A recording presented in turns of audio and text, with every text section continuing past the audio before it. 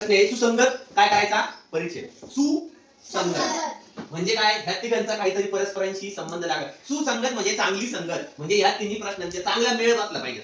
Okay चला जाऊ पहिला प्रश्न काय आहे आज डॅश हा सण आहे दिवाळी गुढीपाडवा दसरा नारळी पौर्णिमा काहीही कळत नाही काहीच कळत नाही याच्यावरून आज दिवाळी असू शकतो गुढीपाडवा असू शकतो दसरा असू शकतो किंवा नारळी पौर्णिमा पण असू शकते काहीच डिटेल कळत नाही. या प्रश्नाचं वैशिष्ट्य असं की तीनही प्रश्न वाचून पूर्ण झाल्याशिवाय आपण उत्तर फायनल करायचं नाही काहीच कळणार नाही आपल्याला. ओके पुढच्या प्रश्नाकडे जाऊया आपण.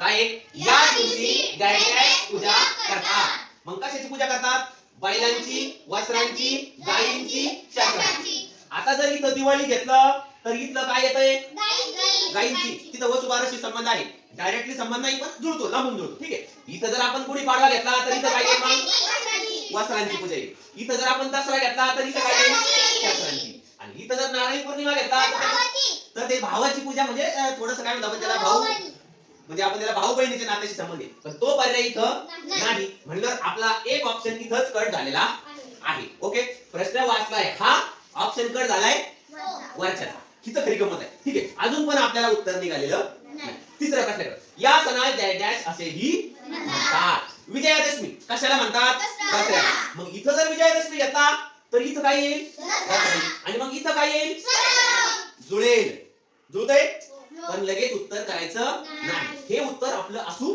शकतं ठीक आहे. वर्ष प्रतिपदा काहीच संबंध नाही काहीच संबंध नाही हे आपण लगेच कट करूया. त्यानंतर रक्षाबंधन नारळी पौर्णिमेशी संबंध आहे बरोबर आहे का पण नारळी पौर्णिमा आपला ऑलरेडी कट झालेला आहे कारण इथं त्याचा काही संबंध येत नाही म्हणून रक्षाबंधनाचा पर्याय इथला कट होतो बरोबर. आता राहिले काय भाऊबीज भाऊबीजीचा संबंध थोडासा दिवाळीशी येईल पण इथं त्याचं काहीच नाही म्हणून हा पर्याय पण कट होतो ठीक आहे. पहिल्यांदा आपलं उत्तर कोणतं निघाले आता याचं उत्तर निघालं